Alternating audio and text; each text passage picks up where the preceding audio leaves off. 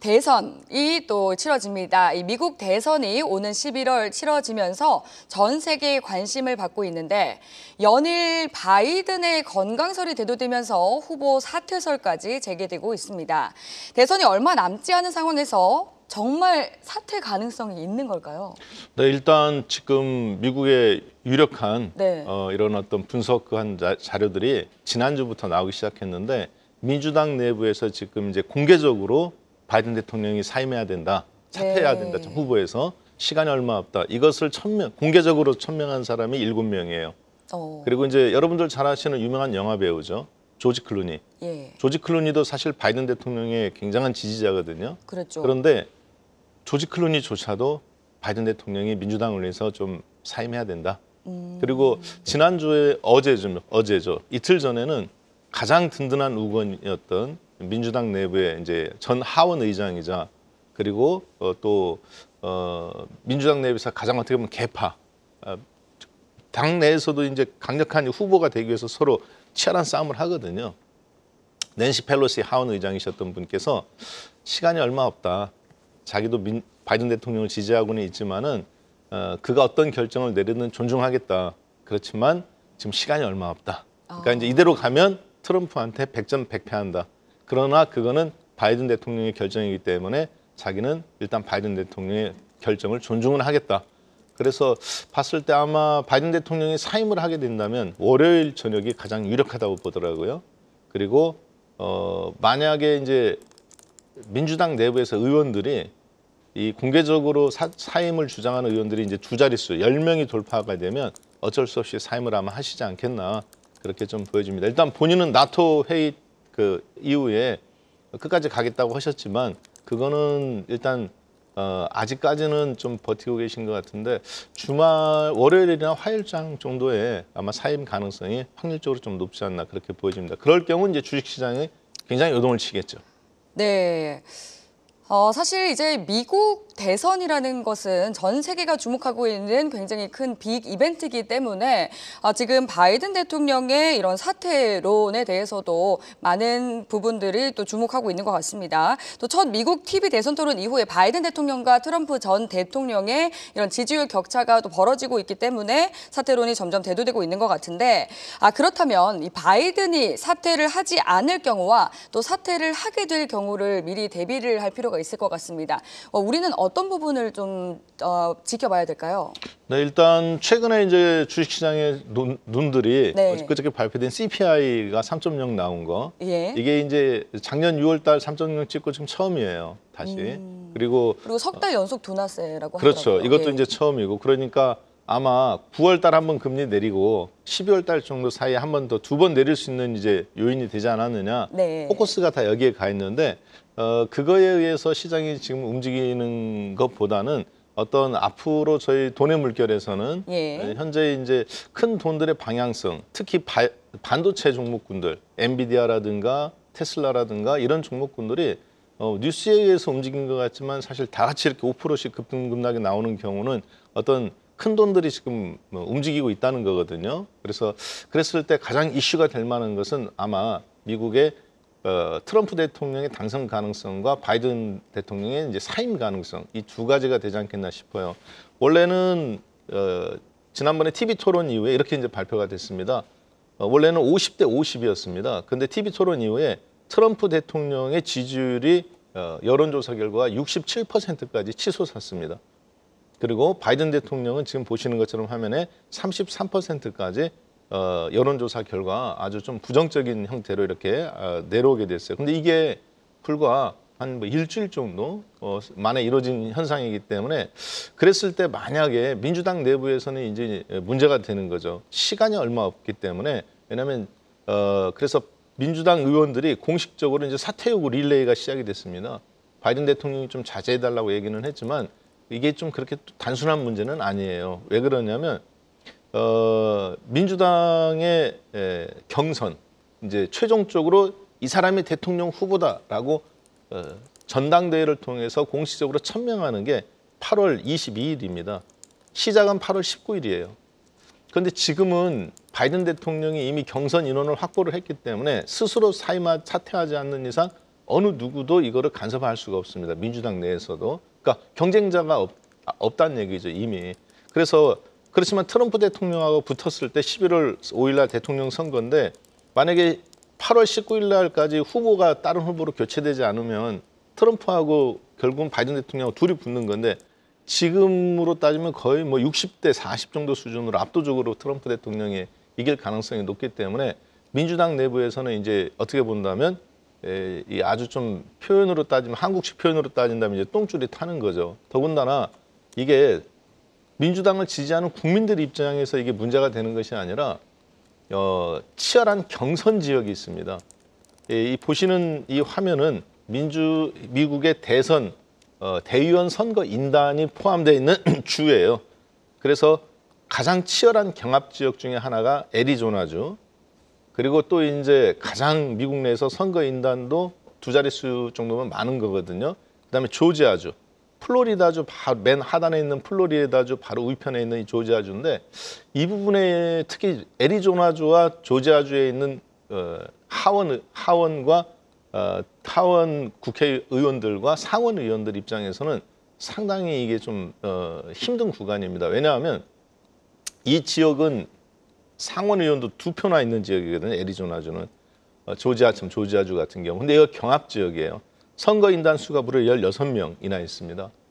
제가 왜 이 두 지역을 지금 여러분들께 보여드렸냐면요. 이 지역이 우리나라의 2차 전지하고 매우 밀접한 관련이 있기 때문에 그렇습니다. 한번 잠깐 화면을 보면 이래요. 애리조나주에는 LG 에너지 솔루션이 공장을 짓기로 예정되어 있던 곳입니다. 캘리포니아주 바로 안쪽에 있죠.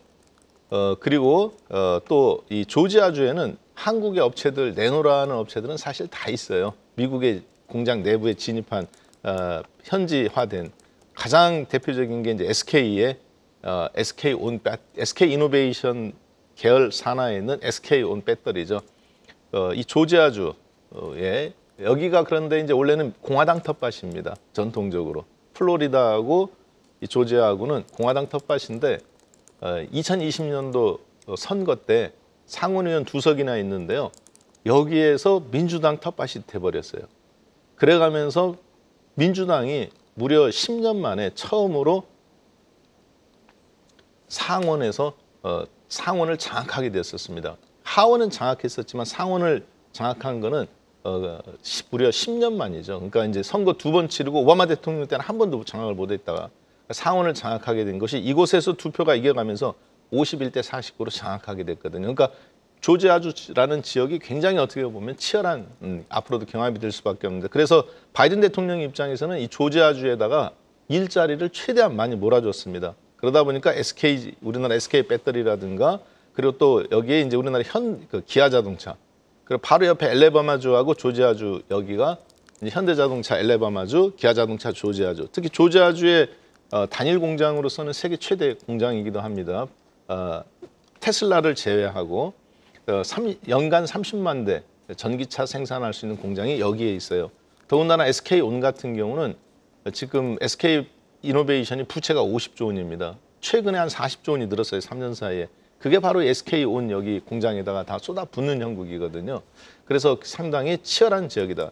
만약에 바이든 대통령이 그래서 저희는 이렇게 좀 여러분들은 미리 좀 대비를 하셔야 될 것 같습니다. 바이든 대통령이 사임을 만약에 안 하시고 끝까지 간다. 그러면 현재로서는 트럼프 대통령이 압승할 가능성이 있겠죠. 그러면 어떤 문제가 발생하느냐. 바이든 대통령이 강력하게 IRA 법안을 만들어서 2차 전지와 신재생에너지 정책을 펼쳤는데 이대로 가면 트럼프 대통령이 이기게 되고 바이든 대통령이 질 가능성이 높죠. 그러면 IRA 법안이 결국은 폐지될 거다.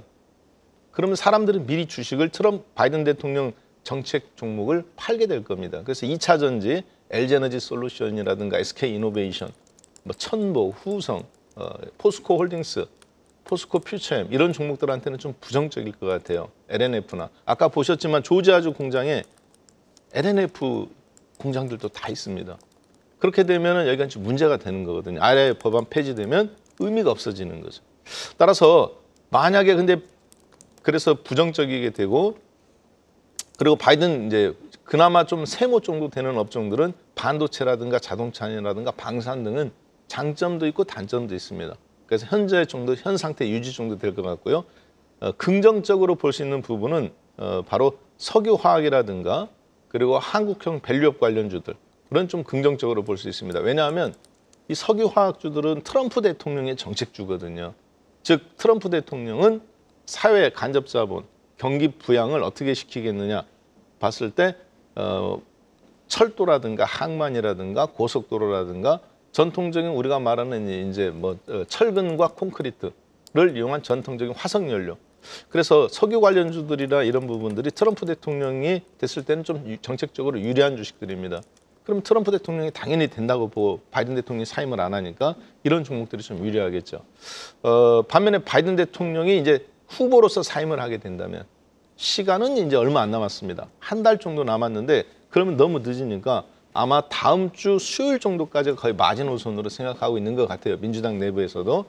그래서 2차 전지 관련주와 신재생 에너지가 만약에 바이든 대통령이 사임을 하게 된다면 단기적으로 최악의 경우는 이제 건너갔다. 그 다음 후보에 대한 준비가 해야 되기 때문에 그러면 단기적으로 급등 가능성을 저희가 좀 열어놓고 봐야 되겠습니다. 관련 주식들은 조지아주에 공장이 있는 에코프로 PM 그리고 SK온의 최대 주주인 SK이노베이션 그리고 롯데케미칼, 켄터키주 위에 바로 있죠. 그리고 여기에 나타나지는 않았지만 기아자동차 조지아주 공장 그리고 엘레바마주 공장에 같이 있는 현대자동차 그리고 애리조나주 공장 짓기로 예정되어 있었던 LG에너지솔루션 이런 종목들이 가장 대표적인 만약에 바이든 대통령이 사임하게 된다면 관련주 종목군들이라고 볼 수 있을 것 같습니다. 네, 만약 바이든이 사퇴를 하게 된다면 2차 전지와 신재생 에너지가 수혜를 받을 수 있다라고 짚어주셨습니다. 지금 바이든 대통령에 대한 사퇴 압박이 굉장히 좀 거센 상황인데요. 두 후보가 다 고령이다 보니까 인지력과 건강에 대한 논란이 이어지고 있습니다. 최근 바이든 대통령이 또 젤렌스키 대통령을 보고 푸틴 대통령이라고 하는 좀 중대한 말실수를 하기도 하면서 민주하원 대표 그리고 바이든 대통령이 심야 회동을 맺었다고도 하는데 만약에 바이든 대통령이 조기 사임을 하게 된다면 민주당에서는 어떤 대안이 있을까요? 네, 방금 우리 김정은 앵커님께서 얘기하신 것처럼 네. 굉장히 황당하시죠? 네. 지금 이 TV를 보시는 시청자분들께서도 네, 방송 사고인 줄 알았습니다. 그렇죠. 굉장히 황당하실 거예요. 네. 이게 어떤 일이냐면 바이든 대통령이 유럽에 있는 나토 연합들을 다 끝나고 이제 기자회견을 하는 당에서 젤렌스키 대통령이 오셨어요. 우크라이나 젤렌스키 대통령이 오셔서 근데 젤렌스키 대통령이 오셨는데 이게 전 세계에 다 생중계가 됐습니다. 네. 그 자리에서 바이든 대통령이 어떻게 했냐면 자 여러분 푸틴 대통령입니다 이렇게 하셨어요 정말. 그러니까요. 그러니까 생방송이라는 게 참 이렇게 무섭습니다. 그래서 정말 전 세계가 깜짝 놀랐거든요. 아 바이든 그때 저도 그걸 봤거든요. 무슨 생각이 들었냐면 아 바이든 대통령 사임할 수밖에 없다. 네. 그래가지고 바이든 대통령이 근데 고치긴 고쳤어요. 그걸 뭐라고 썼냐면 제 머릿속에 푸틴을 어떻게 하든지 이기고 싶은 마음만 없었다. 그러다 보니까 그렇죠. 근데 사람이 실수를 할 수는 있으니까요. 그렇죠. 근데 그거는 정말 말이 좀 안 되는 거고 예, 그리고 좀 아마 큰 실수죠. 예, 결정적으로 그래서 저도 그 장면을 되게 봐가면서 아마 바이든 대통령 민주당 내부에서 사임론이 저 한 방으로 사실 끝났다 이런 생각이 좀 들더라고요. 그래서 방금 우리 앵커님께서 네. 손 앵커님께서 말씀하신 대로 그러면 이제 누군가 대안을 세워야 되잖아요. 예. 그래서 미국 내에서는 이미 여론조사를 지난주에 했어요. 네. 만약에 바이든 대통령이 사임하면 그다음 누구를 세워야 되느냐 여론조사를 했더니 이런 결과가 나왔습니다. 어떤 결과일까요? 저도 깜짝 놀랐는데요. 미셸 오바마 여사. 그러니까 옛날에 오바마 대통령의 부인이시죠. 그렇죠. 미셸 오바마 영부인이었죠. 예, 이분이 트럼프하고 만약에 붙으면 50%예요. 트럼프가 39%가 압승입니다. 굉장히 높은 확률로. 네. 근데 이분이 나올 가능성이 결정이 되려면 이제 8월 19일 전에 나와야 되니까 네. 시간이 사실 한 달밖에 안 남았잖아요. 그러니까 이분은 정치계를 또 떠나신 분이고 네. 그렇기 때문에 좀 애매모호하고요. 예. 두 번째 대안이 지금 이제 카멜라 해리스 현재 부통령이십니다. 45%대 47%인데 요거는 한 일주일 전에 나온 자료고요. 어제 정도 나온 자료를 보면 47%로 좀 앞서고 트럼프 대통령을 45 정도 1, 2% 오차범위 내에서 이기는 걸로 네. 그렇게 일부 언론들은 이렇게 나왔습니다. 네. 아니 오바마 대통령도 사실 이 바이든의 우군이었는데 네. 이 사태론에 사실 조금 힘을 좀 보태고 있다고 하더라고요. 예, 왜냐하면 사실 오바마 대통령은 바이든 대통령을 가장 존경하는 분 중에 하나예요. 네. 근데 이제 이야기한 걸 보면 민주당을 위해서 조금 이렇게 사임하실 수밖에 없는 시간 없다. 똑같이 얘기하셨는데 예. 오바마 대통령이 가장 존경하는 의원 중이고 자기의 어떤 정치적인 아버지처럼 이제 대통령이 된 이후에 여긴 분이 이 바이든 대통령이거든요. 네. 그런데 얼마나 마음이 아프겠어요. 그분 그러니까요. 입장에서는. 그래서 아마 이제 갈수록 좀 연약해지신 아버지를 보는 그런 눈길로 이야기를 지키고 하면 싶은 마음일 그렇죠, 것 그렇죠. 같아요. 민주당 내부에서도 예. 그런 것 같아요. 그리고 혹시 여러분들께서 이 카멜라 해리스라는 분이 예. 이분인데요. 64년생이십니다. 그러니까 한국 나이로 따지면 지금 한 65세 정도 되시는데 이분은 검찰 출신이세요. 그런데 이분이 보면 여러분들이 이제 어디에는 보면 카밀라라고 나오고 어디에는 카말라라고 나오고 이제 저 같은 경우는 지금 카멀라 해리스라고 나왔는데 왜 그러냐면 이분이 인도계 여성이십니다. 그러다 보니까 인도식 영어 발음, 인도식으로 하느냐 발음을 거기에 따라서 이제 카밀라라고도 하고 영어로 말하면 카말라라고 말합니다. 그래서 어떤 이름을 써도 사실은 상관이 없어요. 뜻은 똑같습니다. 진흙에 핀 연꽃이라는 그런 뜻이거든요. 근데 이분이 정책을 잠깐 그래서 만약에 된다면 이분이 현재 부통령이시고 상원의원도 오래 하셨기 때문에 가장 유력한데 이분 정책이 굉장히 강성이에요. 여성분이신데 굉장히 강단이 있는데 특히 우리나라에 연관되어 있는 부분은 북한에 대해서 뭐라고 했냐면 북한에 대해서 민주당 네. 내부에서 가장 강경파에 속하십니다. 그리고 타협은 없다. 압박만이 가장 효과적이다. 한마디로 북한에 대해서 테러리스트 정도로 규정하고 협상이나 이런 거를 안 두는 민주당 내부에서도 굉장히 강경파고요. 그리고 환경적인 요인이 놓고 봤을 때 이제 친환경이라든가 IRA 법안이라든가 이런 데에서 바이든 대통령은 10년간 4조 원을 투자하는 정책이었거든요. 근데 이분은 후보 때 바이든 대통령하고 경선에서 붙었을 때 이걸 이제 그린 뉴딜 정책이라고 그러는데 4조 달러 갖고는 어림도 없다. 10조 달러 정도는 써야 미국이 경쟁력을 갖고 있을 수 있다. 중국에 대해서 이런 얘기를 했어요. 근데 지금 지내놓고 보니까 맞는 얘기입니다. 2차 전지부터 시작해서 전기 자동차에서 중국한테 지금 한참 뒤처지고 있죠. 특히 테슬라가 BYD한테 거의 이제 뭐 출하량이라도 이건 했을 때 차이가 이미 압도적으로 뒤처지고 있기 때문에 아마 이분이 부통령이 되면 2차 전지 관련주 및 신재생 에너지들은 순간적인 급등뿐만 아니라 추세로도 한번 나올 수 있는 그런 데까지 갈 수 있다. 이렇게 좀 봐야 될 것 같아요. 그래서 국내 업체에서는 가장 현재 이 종목들이 수혜를 입기에는 이 카멜라 해리스 현재 부통령께서 대통령 후보로 나왔을 때 가장 유력하고요. 아마 미셸 오바마께서 나오신다고 봐도 2차 전지나 이런 종목들한테는 우리나라한테는 부정적이지는 않을 것 같습니다. 네, 그렇게 한번 2차 전지 관련주 및 전기차, 부품 소재 이런 갖고 계신 분들은 바이든 대통령이 사임을 해야 그런 종목들이 살아날 법안이 폐기되지 않기 때문에 그나마 가능성이 좀 높다.